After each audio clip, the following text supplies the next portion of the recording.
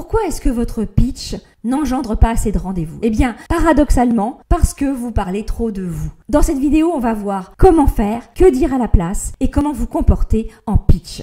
30 ans que je suis consultante indépendante, que j'accompagne depuis plusieurs années également des freelances et je vous garantis que votre prospect n'a qu'une seule envie, c'est d'entendre parler de ses problèmes ou également de ses désirs qui vont lui redonner le sourire. Pourquoi? Parce que tout simplement, notre cerveau est auto-centré sur nos problèmes, sur nos finances, sur notre santé, sur tout ce qui en fait notre quotidien. Et c'est la même chose pour votre prospect, c'est la même chose pour vous, pour moi. Du coup, le prospect a besoin de savoir si vous êtes la personne qui va lui permettre de transformer sa vie dans votre domaine. Si vous êtes capable de l'amener d'un état zéro dans lequel il se sent dans votre domaine à l'état de héros dans lequel vous allez l'emmener, d'un état de cercle vicieux dans lequel il s'enfonce à un état de cercle vertueux dans lequel vous allez l'emporter. Premièrement, au niveau du contenu, voici la formule que je vous propose. J'aide, blanc,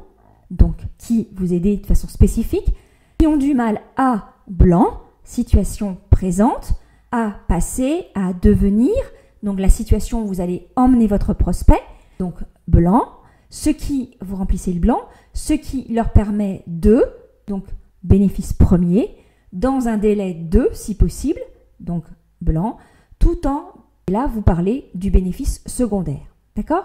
Ce qui pour moi, au niveau d'un exemple, j'aide les nouveaux freelances et consultants indépendants qui ont du mal à stabiliser leurs revenus, qui se sentent débordés et noyés sur leur marché en raison de vieilles stratégies et habitudes qu'ils avaient quand ils étaient salariés, à devenir des freelances entrepreneurs qui se démarquent et vendent leurs services facilement.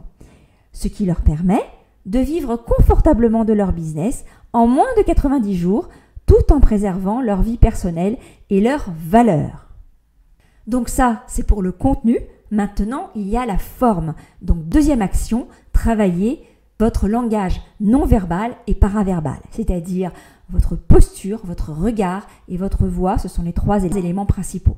Pour la posture, si je suis comme ça recroquevillée, forcément, je ne vais pas vers vous, je donne moins confiance. Également pour le regard, je vous regarde dans les yeux et donc vous avez peut-être certainement plus envie de suivre ce que je dis. Pareil pour la voix, l'important c'est de suivre, d'avoir une voix posée et pas de monter dans les aigus comme ça, ce qui fait que votre cerveau va interpréter le fait qu'il y a des émotions qui ne sont pas contrôlées. Voilà, donc ça ce sont vraiment les trois éléments principaux pour le non-verbal et le paraverbal. Évidemment, aidez-vous de vos bras, de vos mains aussi pour parler, soyez naturel et transportez en fait la personne dans votre univers en lui parlant de lui, en lui parlant d'elle. Voilà. Donc, tournez-vous vers l'autre avec une empathie sincère, avec toute votre humanité. On est d'accord?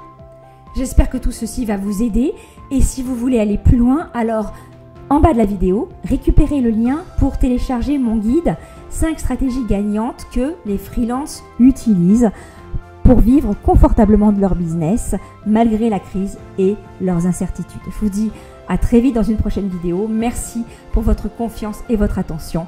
À très vite.